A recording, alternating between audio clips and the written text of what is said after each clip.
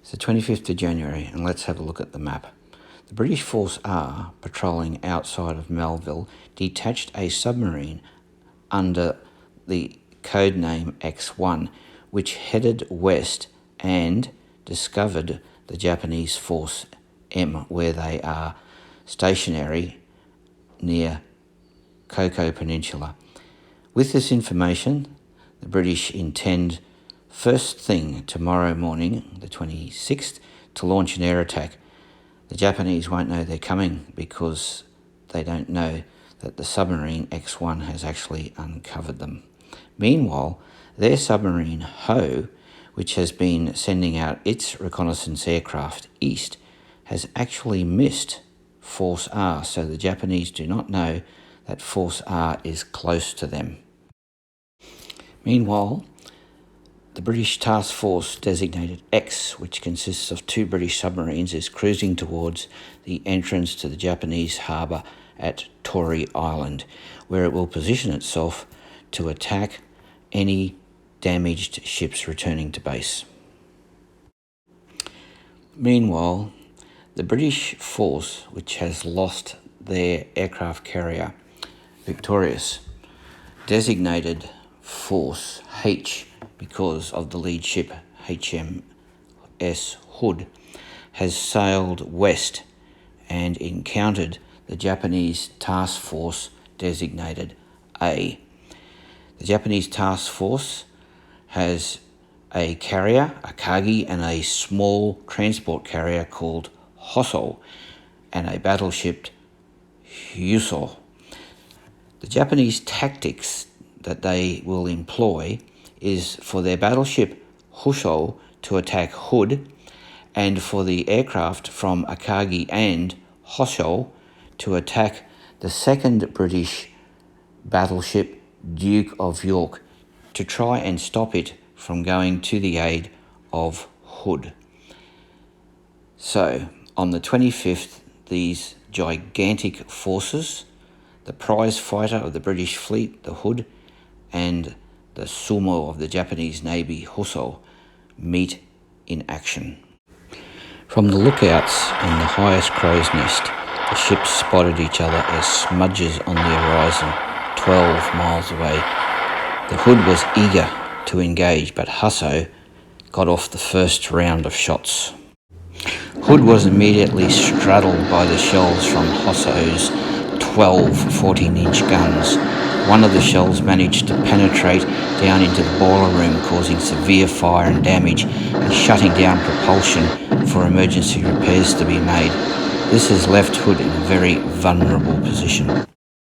Hood returns fire on Hosso with her 8 15-inch guns and manages to score 2 hits, but no critical damage.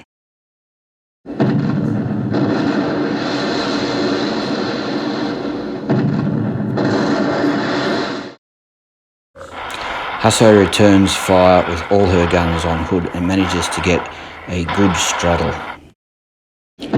Hood is in real trouble. She has been straddled with 11 hits, and 5 of them have penetrated deep into the ship. One of them has started a fire in the magazine. This fire in the magazine proves critical. It cannot be put out, and Hood explodes. Hood went down with virtually all of her crew. This is a disaster unprecedented for the British task force. While the Hood was battling it out with Hosso and coming off a very poor second, the Duke of York came under attack from Japanese aircraft, and this was the plan of the Japanese, to attack Duke of York to stop it going to the aid of Hood. Now, what I'm going to do is to show you how the rules work in an aerial attack for just one time, so that when you see it in the future, you'll know how it's being played out, because I've had a query from some viewers and I thought, fair enough. So what we have here is the Duke of York, and you can see all the anti-aircraft guns firing. Now, in the first attack, where Akagi attacked and sank Victorious, on returning, Akagi only had 5 dive bombers and 5 torpedo planes left. With this battle group is a small carrier called Husso, and its main job is to replenish aircraft to the big carriers. It's a very small carrier. So Husso has 5 dive bombers and 5 torpedo bombers. So what we're going to do is commence the attack with the 5 dive bombers from the carrier Akagi. Now the way these rules work is there's 3 rings of anti-aircraft fire around a ship, and we've made this that piece of doweling so that we can tell where they are.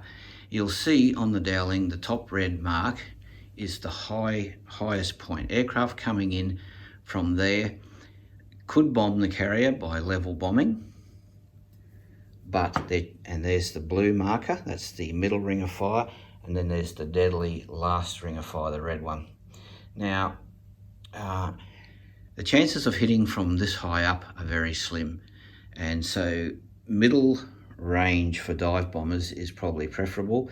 The closer they can get down, the better, but while the ship they're attacking has 100% effective anti-aircraft guns, it's pretty dangerous. So what they'll do is they'll dive down to the middle ring and drop their bombs from there. Alrighty, so as they approach, even at this height, the guns from Duke of York open up, and to see if these are hit or not, at that height it's a 1 or a 4 on a 20-sided dice. So we will roll 5 20-sided dice and see how many were hit. Now the gunnery is good because at that height the anti-aircraft guns actually hit 2 of the dive bombers before they even begun their dive. So what we do now is we'll move the dive platform down to the middle ring, and I'll show you that in a sec, and whence they will once again see if they survive the anti-aircraft fire, and if they do, they'll drop their bombs at the ship. There's the dive bombers coming down to what we call the middle ring of defense, and the anti-aircraft guns have a 1 in 7 chance on a 20-sided dice of hitting them. So I'll now roll 3 20-sided dices and we'll see how many got hit. Okay, so none of them got hit. More got hit on the higher level than did in the more dangerous level. So now these 3 dive bombers get to attempt to hit the ship, and a dive bomber at that height has a 1 in 10 chance on a 20-sided dice of getting a hit. So again, we'll roll 3 20-sided dice and see how many times the ship was hit, if any. Good news for the ship, all 3 bombs missed. Some were close, but they all missed. Now, that's not the end of it. The planes have to climb out, and they still are under anti-aircraft fire. So once again, in the middle ring, we roll 3 20-sided dice, 1 to 7, to see if any of these planes get hit. Another 1 got hit on the way through. They now climb to their maximum height, which still means they're in anti-aircraft range. A 1 to 4 on a 20-sided dice. There's 2 left. We'll see how that goes. And those 2 planes escaped. So out of the 5 in the squadron that came down, 3 were shot down. In all, 2 escaped and they didn't hit the ship. But that's not quite the end of the story. On returning to the carrier, we roll a dice to see what the sea state is, to see how much the carrier is rocking and rolling. And in this instance, the dice showed that the sea was rough. So now these planes will attempt to land. A 1 to 15 on a 20-sided dice, and they'll land successfully. Anything else, they'll have an accident. And the dice were a 5 and a 7.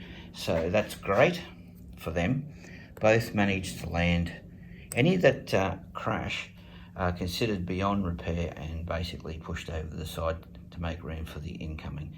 So now, this aircraft carrier, Akagi, only has 2 dive bombers left out of its squadron, but it's launched its squadron of torpedo bombers, and the reason the dive bombers generally go in first is they're trying to damage the ship to slow it down.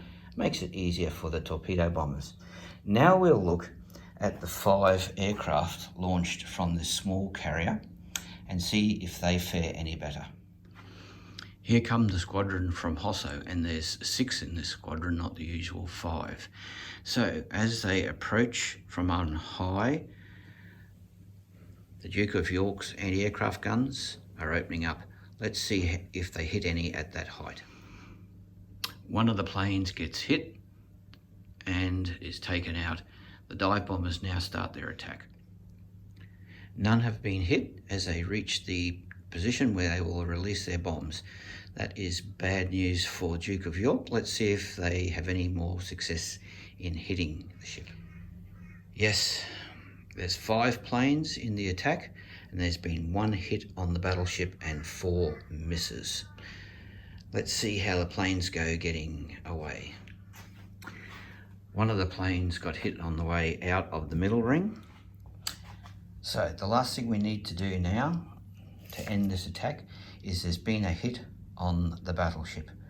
So what we do now is we roll a 6-sided dice, a 1 or a 2, and the actual bomb will penetrate below the decks and do some serious damage. Anything else, it does damage, but it won't be penetrating the ship. So let's have a look with the 6-sided dice, and we roll a 5.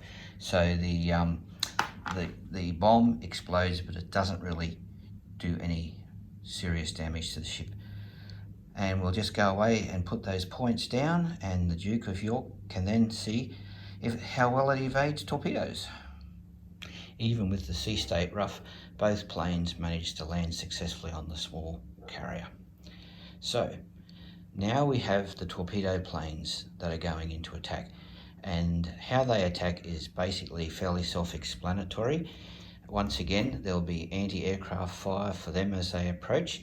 The closer into the ship they get, the more chance of landing a torpedo, more chance of being shot down. So now you know basically how this works. We'll go back and just do the torpedo attack as we normally would.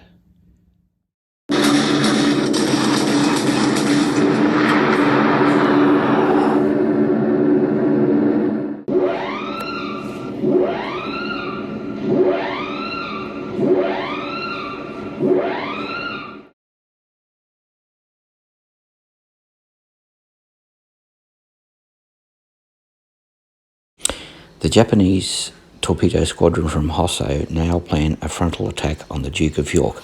The idea being that they will aim 1 torpedo at the bow and 2 down either side. If the ship tries to manoeuvre to starboard or port, it will collect torpedoes. If it doesn't manoeuvre, it will also be hit on the bow. The other advantage of this is they can launch their torpedoes from a little ways out, as the speed of the torpedo and the speed of the battleship closing will give the ship less chance to manoeuvre.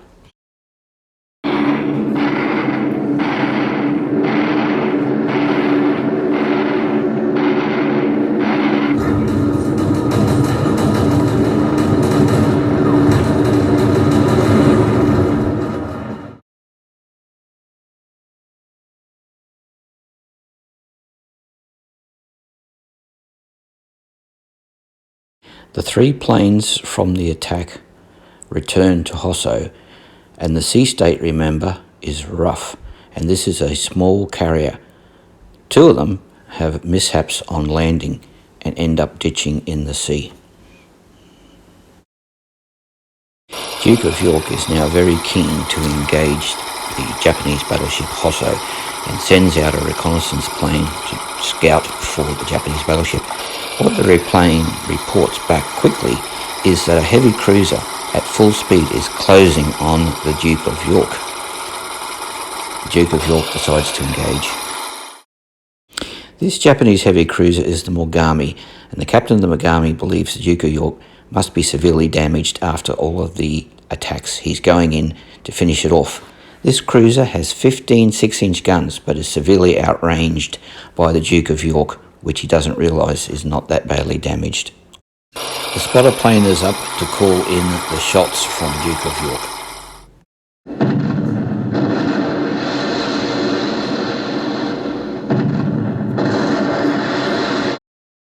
The first two ranging shots fall short.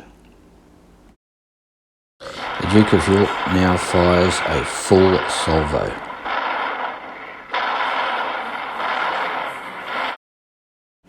This salvo is long, passing over Mogami. The spotter plane from Mogami reports back that the Duke of York is at full speed and firing all guns. This is a surprise to the captain of the Mogami. Duke of York fires its second full salvo.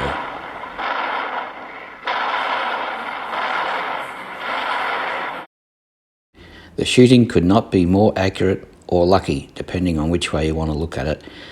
Of the 10 incoming shells, 9 of them have hit Mogami. Mogami is now fatally wounded and quickly rolls over and then finally sinks. From on high, the spotter plane now reports a faint black smudge just over the horizon. This must be Hosso. It is in the correct direction. Duke of York puts on speed. It is determined to take on Hosso before darkness falls. Duke of York fires 2 ranging shots at 20 miles well over the horizon to a spot where the Supermarine Walrus spotting plane believes it will hit the target. Unbelievable, one of the 2 ranging shots actually hits Hosso. It will not penetrate Hosso's armour at that range, but it does give the captain of the Hosso something to think about. Duke of York now fires its full broadside. Excellent spotting and shooting. 4 more 14-inch shells hit Hosso, but they do not penetrate. Another full salvo. The commander of Hosso is extremely frustrated. He cannot see the British ship firing at him because his spotting plane has returned after spotting his shots on the hood and has been brought on board. However, on the horizon, the lookouts can see flashes against the low cloud and know that they're coming from the battleship. He times the interval between the fall of shots. It's roughly 5 minutes.